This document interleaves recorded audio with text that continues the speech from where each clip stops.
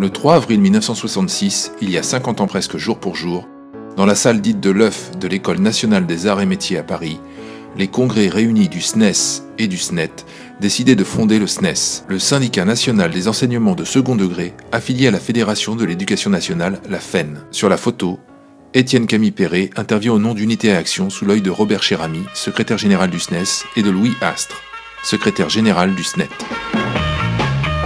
1966, la plupart des adhérents et des militants actuels n'étaient pas encore nés, et les actifs aujourd'hui quinquagénaires étaient encore à la maternelle ou à l'école primaire. Les jeunes retraités d'aujourd'hui commençaient leurs études dans les lycées, les collèges d'enseignement secondaire urbain, les CEG ruraux, où la mixité était très rare. Les plus anciens étaient à la fac, les premiers campus sortaient de terre. Nous étions au cœur des 60s. La société française était en train de changer. On le voyait, on l'entendait. Au cinéma, les deux grands succès de l'année furent La Grande Vadrouille et Un homme et une femme. Les jeunes filles et les jeunes femmes portaient les cheveux courts, et la mini-jupe arrivait en France. C'était la fin d'un monde et le début d'un nouveau. Un monde moderne, celui de la bagnole.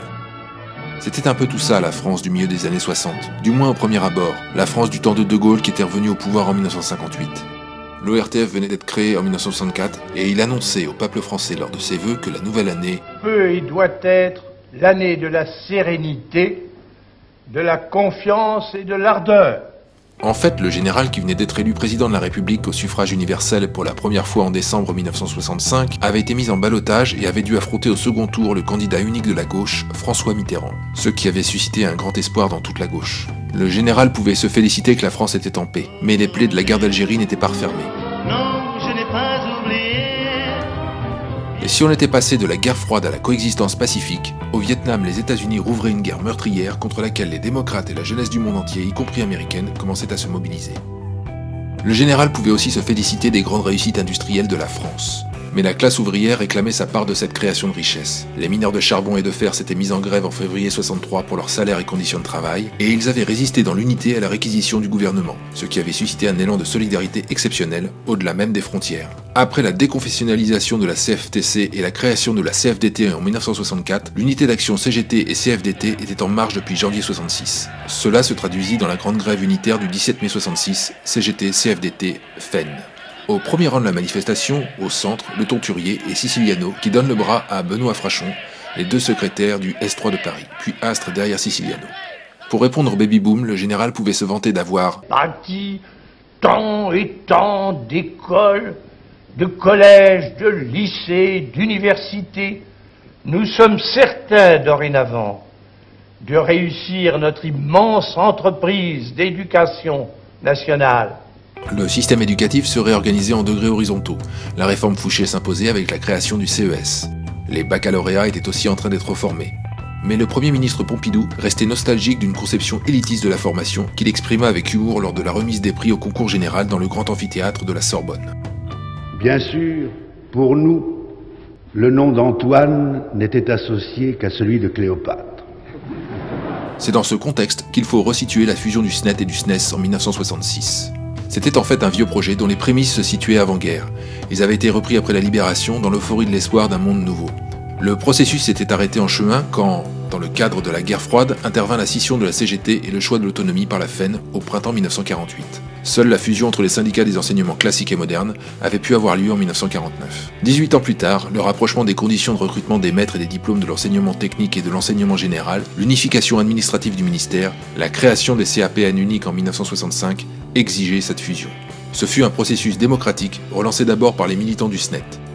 En 1965, les deux congrès réunis à Marseille fixèrent au printemps suivant l'échéance qui fut approuvée par 92% des syndiqués des deux syndicats. Ainsi naissait un grand syndicat du second degré, permettant d'aller vers un rééquilibrage de la FEN, dominé jusque-là par le puissant syndicat national des instituteurs, le SNI.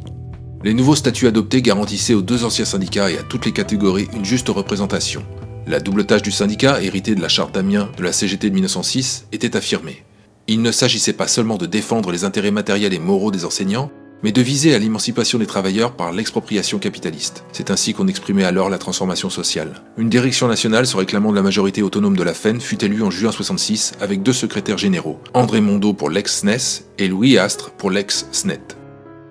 Mais aux premières élections au collège unique de la CA en mai-juin 67, la liste Unité Action l'emporta.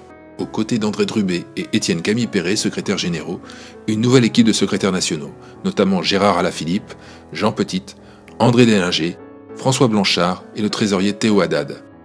Quelques rares femmes au S4 comme Françoise Regnault ou à la tête des S3 comme Janice Chapard à Lyon, sans oublier le personnel du S4.